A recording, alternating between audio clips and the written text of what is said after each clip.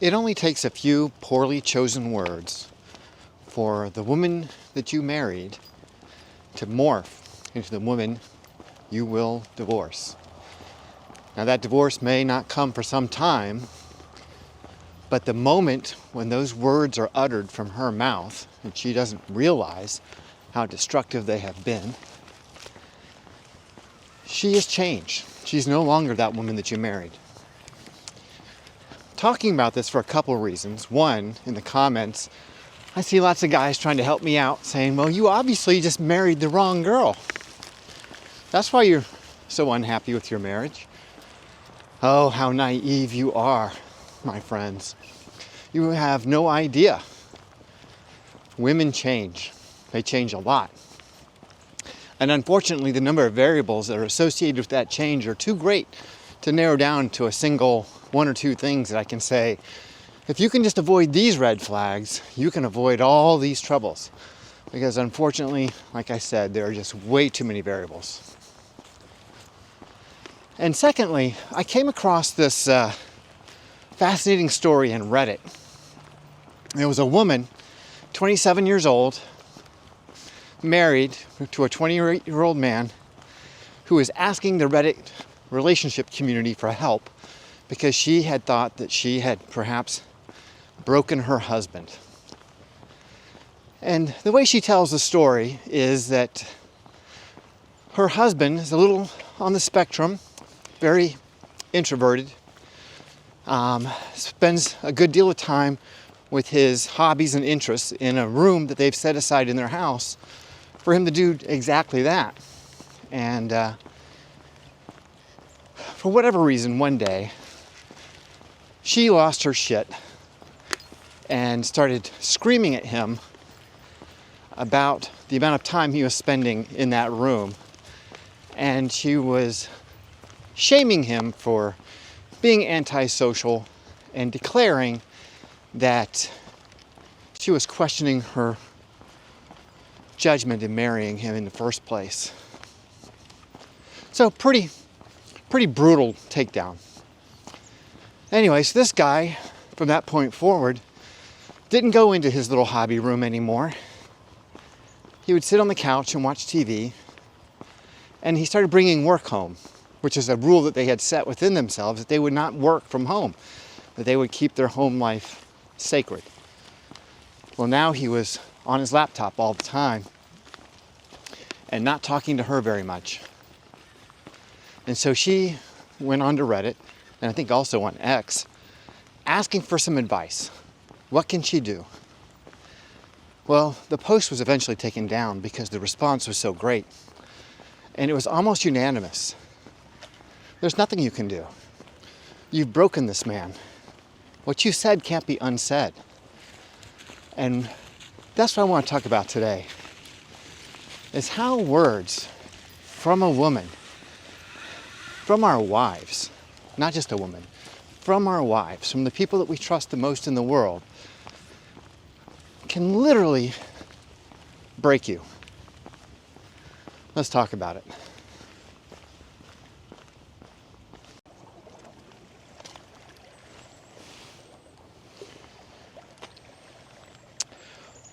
What most women don't understand is that men spend the vast majority of their lives trying to avoid being seen as vulnerable. And it's only when we meet that special someone, that one that we're going to dedicate our lives to, that we will open up completely and make ourselves vulnerable by sharing those intimate details of our lives, by letting you see that nerdy side that you don't share with other people, the side that you can't share with other guys. Like, the one unique thing about a relationship with a woman is that it creates the opportunity for you as a man to explore other aspects of yourself that you probably would not explore with other people. So men don't share a lot of their most intimate thoughts and ideas and beliefs or even interests with other men. But there's an opportunity with a woman, especially a woman that you're marrying, someone that you turn from just a girlfriend into a partner, a life partner, a wife. So that puts the woman, this wife, in a very unique position. She has access to an aspect of that man that no one else has. And with it comes an enormous amount of responsibility. And unfortunately, most women don't understand that position that they're in, that this responsibility is theirs. And this vulnerability that this man has shared with you is fragile. It's not something that he feels really comfortable in doing.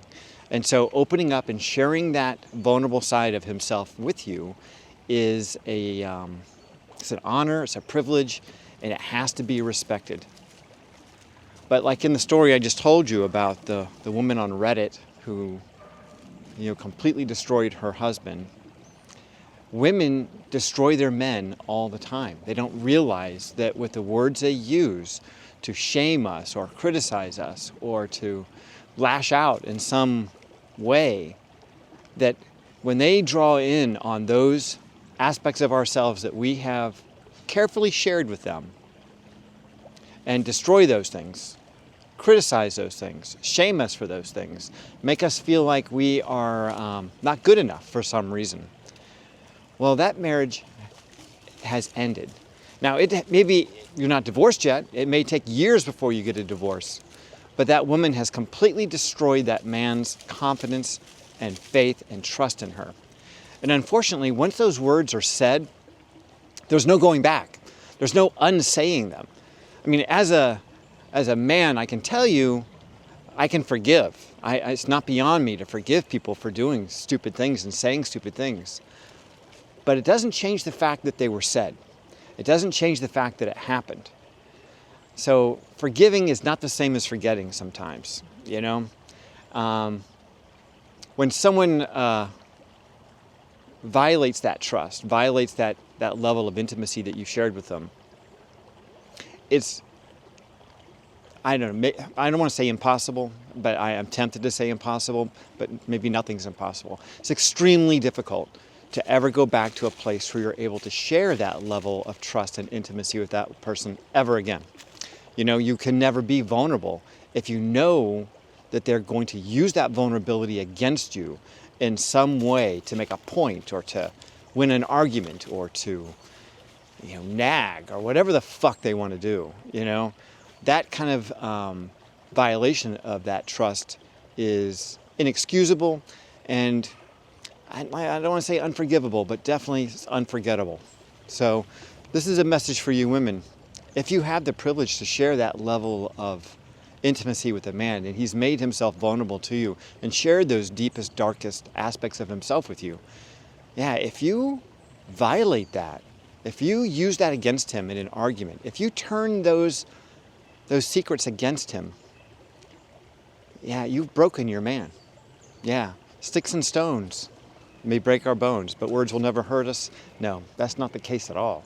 Because there are some words, under certain conditions, that can break your man.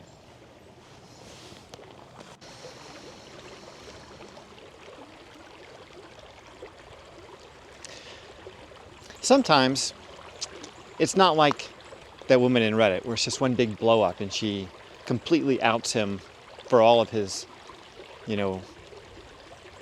secrets and his habits, his intimate details, and destroys him in one fatal blow. Sometimes it's more insidious. Sometimes it's more, death by 1,000 cuts. And it's just one little thing after another, after another, after another, until there's nothing left of you. It was kind of like that for me.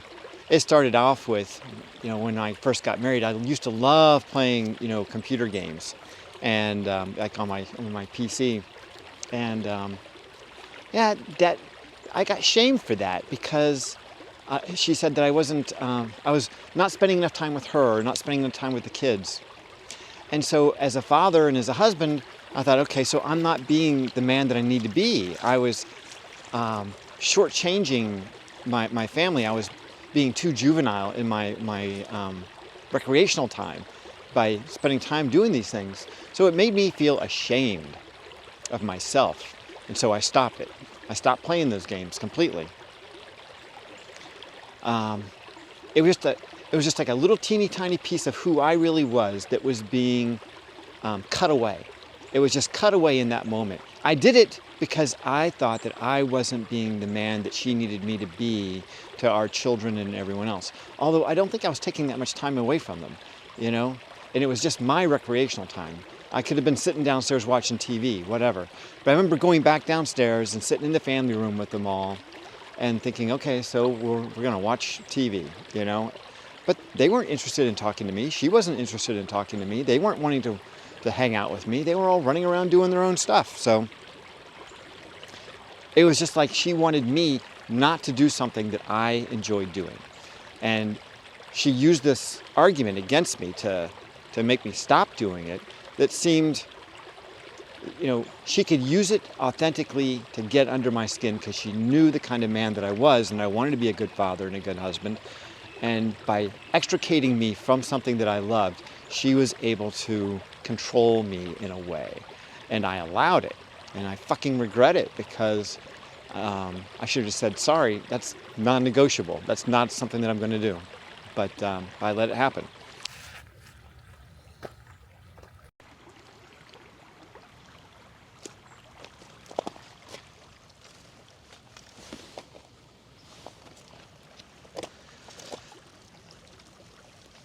Years later, I started to get into cars. Yeah, I loved modifying my cars, changing, you know, the air intake, changing the programming on the onboard computer, changing out the exhaust. I did it all. You know, I was into it. It was fun, you know. It was a hobby. Once again, it was a hobby. And I loved maintaining the cars. I liked washing them, detailing them, cleaning them, driving them, you know, making them more high performance, whatever. It was just a hobby. It was just for fun. Part of it was just so I could get the fuck away from her because she was on my nerves all the time because she was slowly eating away my soul. But yeah, then that became a thing. Oh, your exhaust is too loud. Oh, it's too fast. Why do you spend so much time and money on these things? You know, just nagging and nagging and nagging me. And again, saying, well, you're not spending enough time with the family. You're not doing this. You're not doing that. Making me, once again, feel like my hobby, something that I enjoy doing, was not agreeable to her. And yeah, and with this one, I was not quite as compliant because by that time, this was years later, I was kind of catching on that it didn't really matter what I did. She wasn't going to be happy with it anyway. But it was just another example of the tiny little cuts where my little hobbies, my things that I enjoyed doing, things that were immature. You know, I was, you know, kind of reliving my teenage years to a certain extent by having this fun with these cars. Yeah, and she just sort of, you know, cut away at it. Again, trying to cut it out of my life.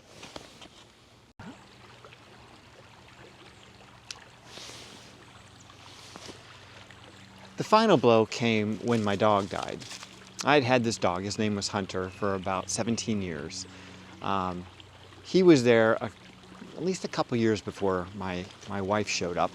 So he was my son and I's, you know, our tether to the past, to our time before being married.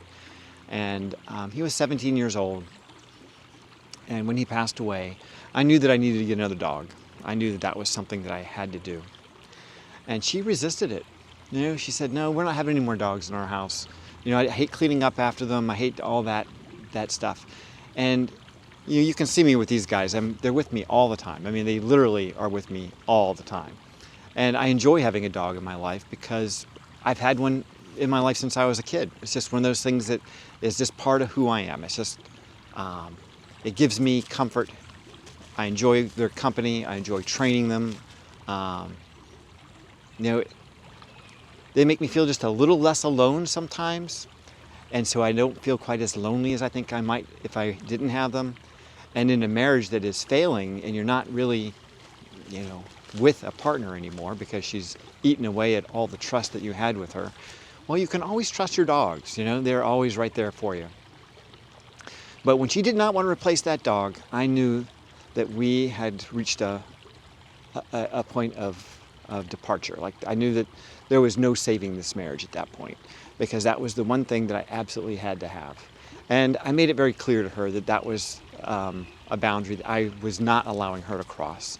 And that's when Shelby came into our life, and that was about 11 years ago.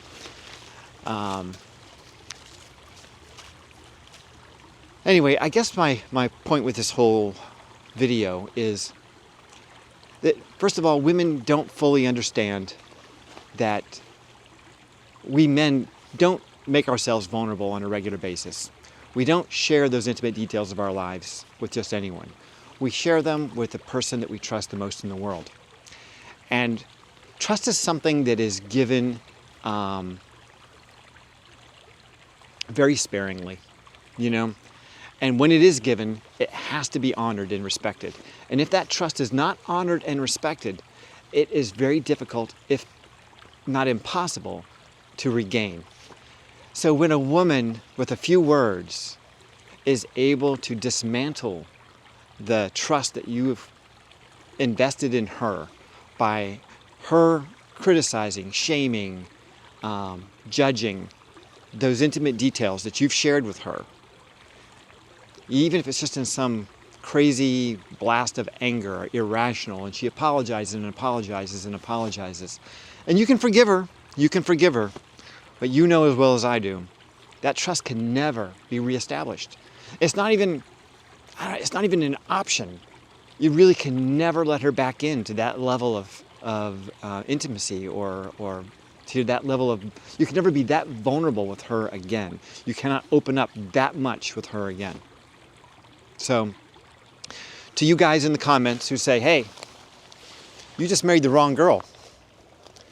No, I married the right one. She changed. She changed a lot over those years. And she's not the same woman that I divorced. So, and I think that's true for most guys. I don't think we marry the woman that we're going to divorce. We think we're marrying someone that we can trust, that we love, that we're willing to share our lives with. And the woman that we end up divorcing is someone completely different. All right, you guys, that's all I got for you today. I hope you've enjoyed the video. If you have, please like and subscribe. Please let me know what you think in the comments. You know, I love reading them. You guys, I think the community in our comments has really gotten to be great. I love reading through those things, not only because I like hearing your stories, but because I think that the commentary that you guys leave, it's like, especially from the older guys to the younger guys, it's like a legacy of wisdom that you're leaving to them and giving them some insights into relationships that you've had and giving them the opportunity to avoid some of the mistakes that we've made. So I really, really appreciate all of the comments that you guys leave. All right, that's it. Stay healthy, and if you can, stay single.